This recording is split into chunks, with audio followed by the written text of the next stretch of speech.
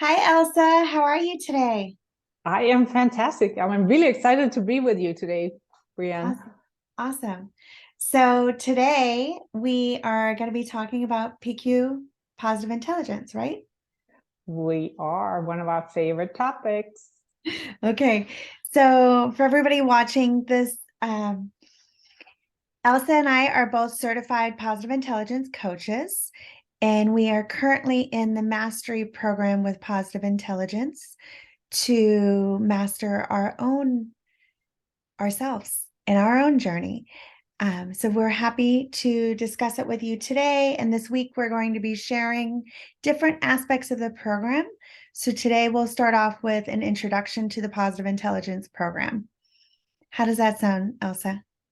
I think that sounds great. And I think it's important for whoever is watching here to know that one of the reasons why both you and I felt compelled to move into the mastery program is, even though we're certified coaches, is that we want to be we want to keep growing as coaches. We want to make sure that we understand what we're bringing to our clients and how it affects our own lives, and really take that in and say, now, because I know it in my own body, I know what it can do for other people. And for me, it's a tremendous rewarding journey to know that I have gone before my clients in a lot of these things. And we may not be on the same journey, but we're definitely on a journey together. So, but like you said, we all got to start somewhere, and it starts with understanding what are we really talking about today.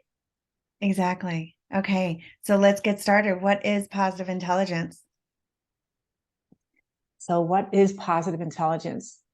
First, I want to start out with a distinction, if you don't mind, because I've had a lot of people saying, "Oh, you just put on those rosy glasses and see the whole, as Mm. it's a kumbaya kind of world, right?"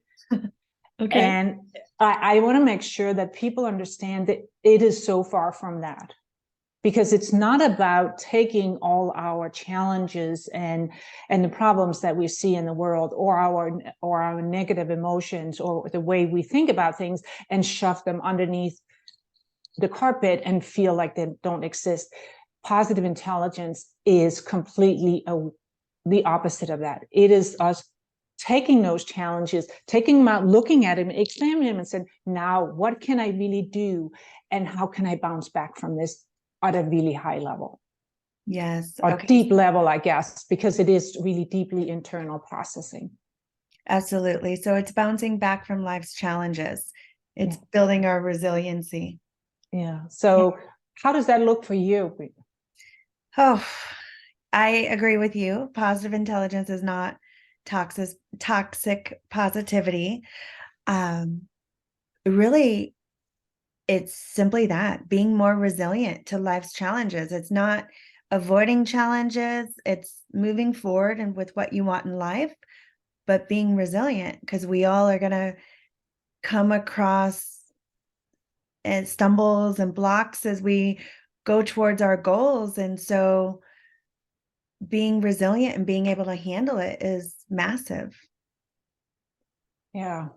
It's like they talk about all the time, right? It's I think what makes this program different than some of the other programs that I have gone through is the thing about what we make so really important is this is also not just the learning, but it's the application, right? It's actually seeing what we learn, how to apply it into those our everyday challenges. Absolutely. I'm 2.5 years into my practice, positive intelligence practice, and I'm still learning. I'm still going deeper and uncovering. It's like taking the layers off the onion. There's more and more. But it's definitely helped me to be even more grounded and more aware Oh, and I love. and to bounce back quicker. And something that would normally take me a week to recover from, I can recover in a couple of hours. Yeah.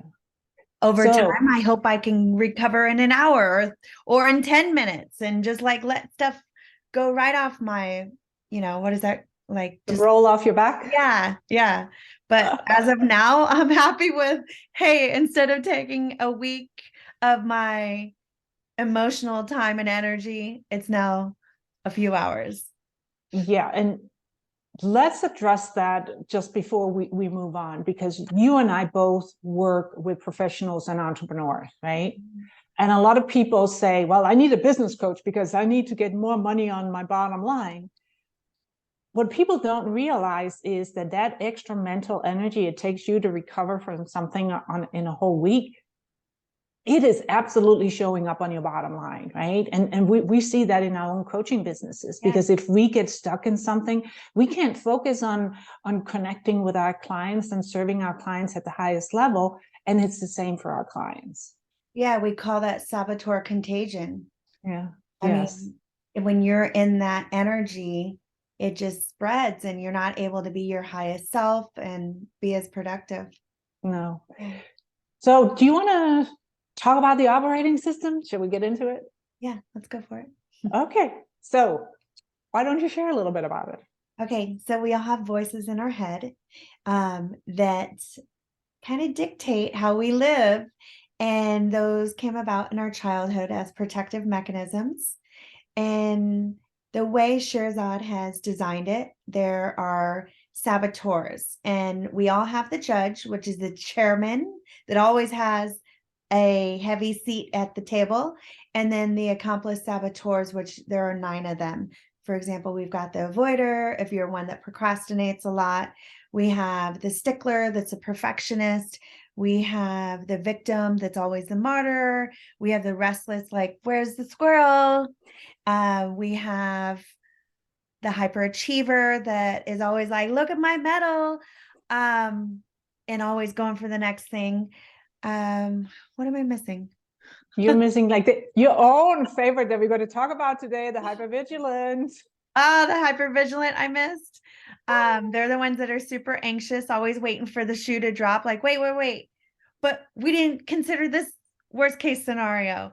And then also there's a people pleaser that does anything they want, anything anybody wants, and denies their own needs. Who else? And then we have the sneaky one, the victim. Poor me. Yeah, the Poor victim's the me. martyr. Yeah. Yeah.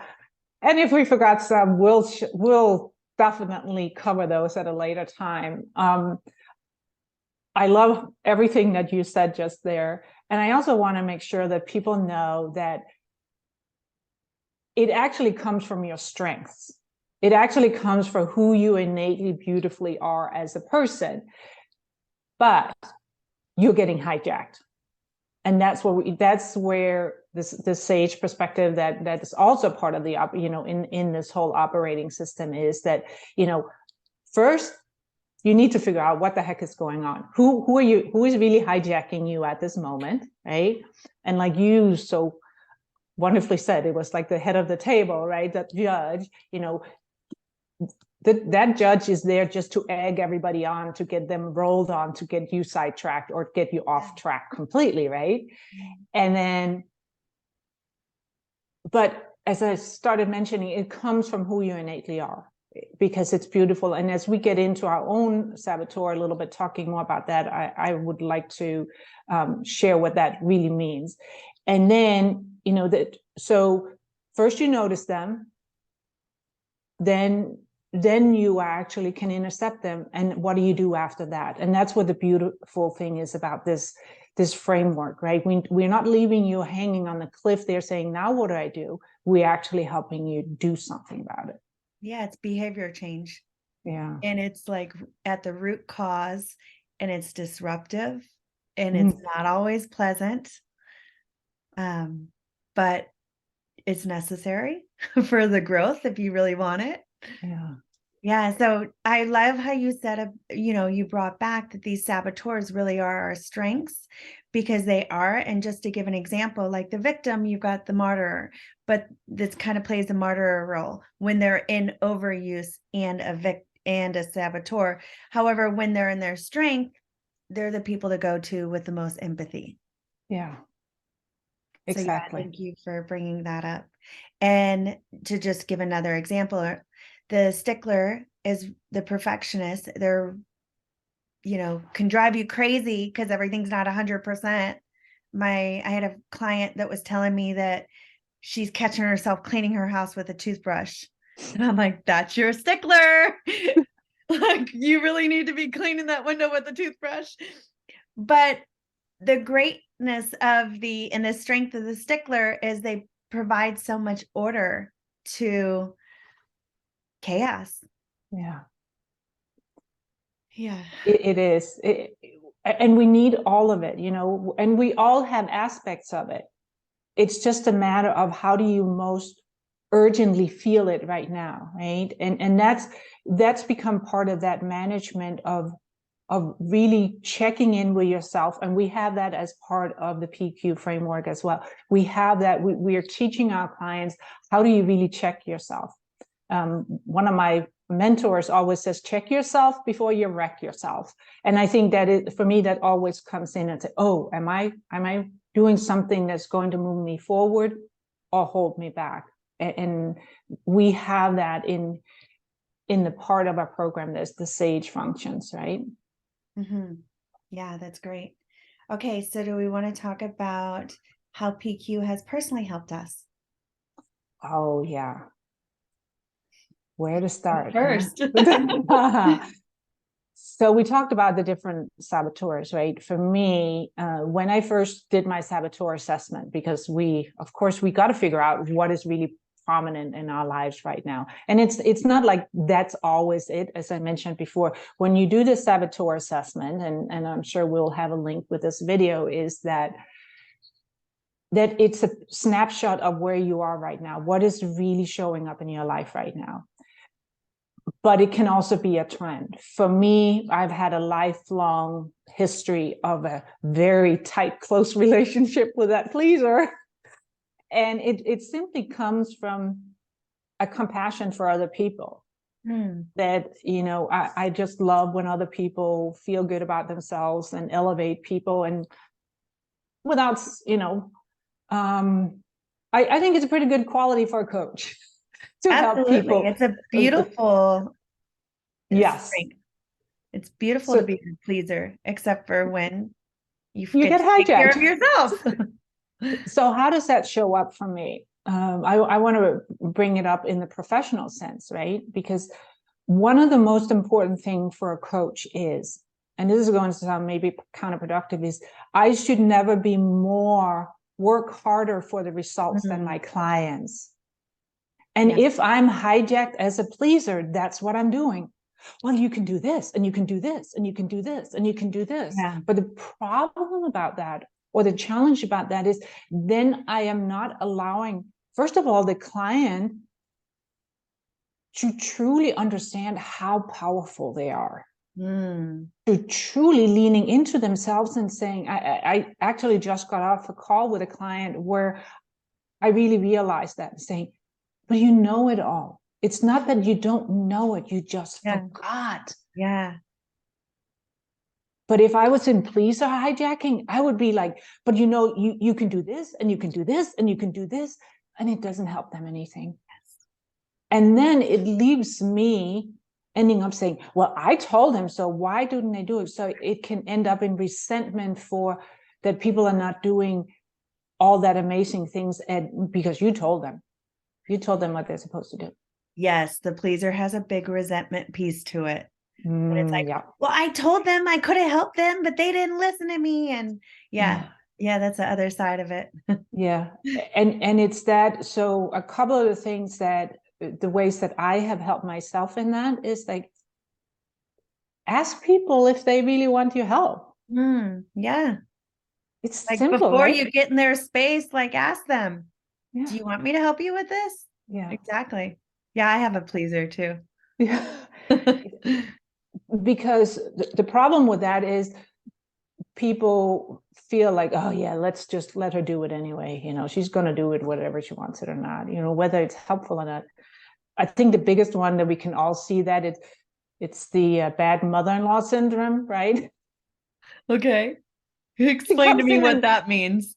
oh, The it's the mother-in-law mother. that just starts getting in the business of the You come couple. into your house and say, oh, let me clean your house for you, Oh, right? oh yeah, I didn't think it needed cleaning, but go ahead. yeah. Yeah. So it doesn't just show up professionally, it shows up in your private life too, right? Yeah. So it's just It's the way it is. It follows us along. Mhm. So how about you?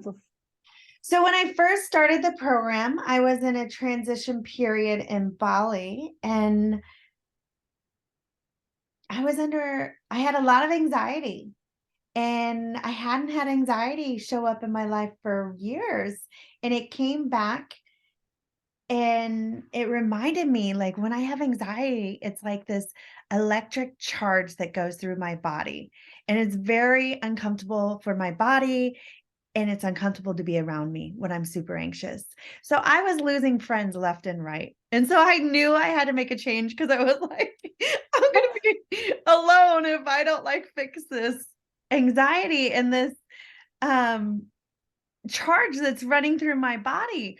Um so when I joined the PQ program, that was the first one I worked on, and I was able to identify the posture of how, like, okay, my this electric charge is my hypervigilant. And so when I knew I had that electric charge, I was able to bring awareness to it and disassociate, not remove it, like be the observer. And I was able to get rid of it in a couple weeks and it was good. And then I had other saboteurs that weren't as easy to remove. They were more deeply rooted. And so I took different approaches to handle those. But fixing that hypervigilance helped me save relationships. And I mean, I couldn't really perform at work when I was like, wait, did I lock the door? Did I turn off the oven? And you checking everything because I was just so hyped up all the time. And my wellness too. So it affected my well-being, it affected my performance, it affected my relationships. And so massive change after a month of fixing the hypervigilant, and then I was able to, like, move on to the next saboteur because there's always another one that pops up. It's like, "Hey, okay, you wanna see me now?" Yeah. So I like to reflect back because I love everything that you're saying here. So I would love for you to also share with me the positives of the vigilance, because it's not, that will always be with you since it's your strength, right? That's just being hijacked. So what are the positives of being vigilant? It's really helped me in my travels because I know, like, okay, I need to make sure the internet works. I need to make sure this place has no mold. I need to make sure this. Like, I know what I need to make the place that I travel to and live be of the standard I want. So it does help me with the initial, like, okay, what's the checklist or making sure everything's going to work to my needs. Does that make sense? Yes. So what I'm hearing you say is that when you get hijacked, it becomes this, like Shazad talks about in the book, is like everything is going to go, the other shoe will just drop, right? That everything is in order, but before it has even gone out of order, you have already imagined that it's out of order, right? That there's not going to be an internet without even having to have confirmation that there's internet. So that anxiety builds up that, oh, yeah, they say there's internet, but they're going to screw it up. So I don't have internet. No, it's not so much that. It's more, it's possible that I won't have internet. And Okay. yeah, I have the anxiousness there. And so it's like, what's my plan B, plan C, plan D? So you are the person with both the belt and the suspenders. Yeah, I have. Okay, so then need to be prepared for this. Yeah, and then maybe a parachute too. Yeah, yeah. And I mean, when I was in Bali, when I was actually the hypervigilance came out during the pandemic. I'm Mhm. living in a country. I mean, I had lived there for years before, but I'd never experienced a pandemic just like everybody else. Mhm. What if I get sick? Am I going to be able to go to the hospital? What if? So I guess it makes sense that, like, that hypervigilance would come out during a pandemic because it's so new. Mhm. I've never experienced the hospital system in Indonesia. What if I do end up in the hospital? What if, you know, So yeah, I mean, it makes sense where it popped its head during that time. So let's talk a little bit about what it does it cost you. You were saying friendship, so connection. Yeah. Yeah. I mean, people are like, you're too wired for me at the moment. I can't be around this energy. Bali is a very calm, relaxed place. And they're like, I'm gonna go hang out at the beach. You go work out and get that anxious energy out of your system. So working out was one way to get out of it, right? And then do you want to talk a little bit about how we do when we noticed? You were saying one of the noticing factors for you was that high energy, the way that your body is feeling, right? Mm-hmm. And for me, it is like I can feel like, oh, I want it too much. I just want this clients to get it, right? Why don't they get it? Kind of like grasping Yeah, it's like, energy. that frustration. So you want to talk about how we get out of that? Um, in what way? Like, Oh, I'm talking about, what are the tools that we have within, what is the first thing that we do when we notice that we're hijacked? sure, go ahead and answer it. Well, I know it's sometimes a leading question, right? But for me, as I mentioned before, it's that awareness. We notice it in our body, and then I go straight into a PQ rep. And whatever PQ rep for me is appropriate at the time. And so when we're talking PQ reps, it's literally like you going to the gym, doing some muscle building or doing some cardio. You build up your resilience, the word you were using before, right? And we build up our mental resilience, our mental fitness. And for me, because I know I get in this body anxious, like, don't they get it? One of the best things for me is even like going to the extreme of that, really tensing up my body and like, oh, this feels just really silly that I'm going to that extreme. But then when you do that release, you can really feel your body coming down from that mountain. So which one of the PQ reps do you prefer?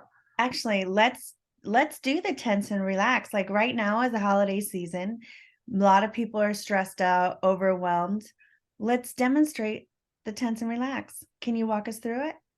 And we can Absolutely. share what a PQ is. So PQ rep is the positive intelligence rep.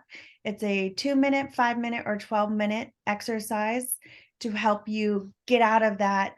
For me, the hypervigilance was the anxious feeling. For you, it's more of a, but why don't they Yeah. understand, or kind of that energy. So yeah, let's go ahead and walk us through it, please.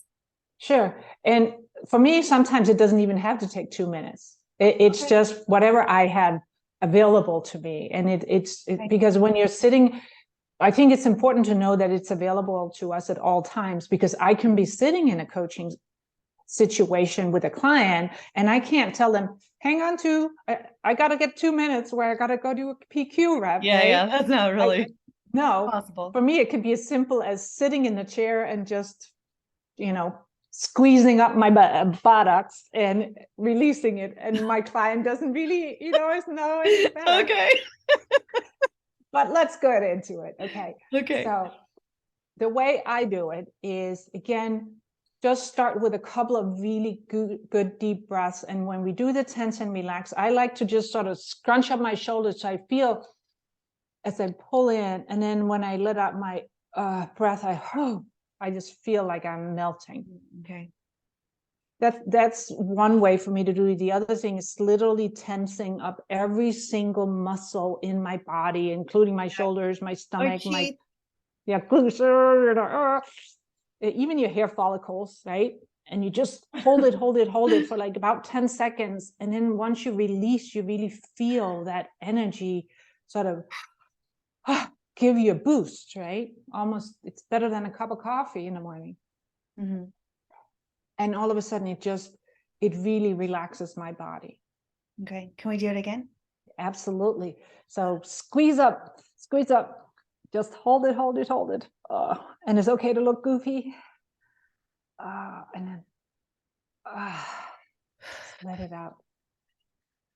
Oh, yeah, that felt good. I think I need to do it about 10 more times, but Yeah. it was good. Yes. And there's some less obvious ones that we will talk about in another episode of this. So Yeah. are you excited to continue the conversation? Yes, definitely. So we will continue a week series. So we will continue tomorrow with another episode. Okay. Thank Awesome. you so much, Elsa. Thank you. See you tomorrow. Bye. Bye.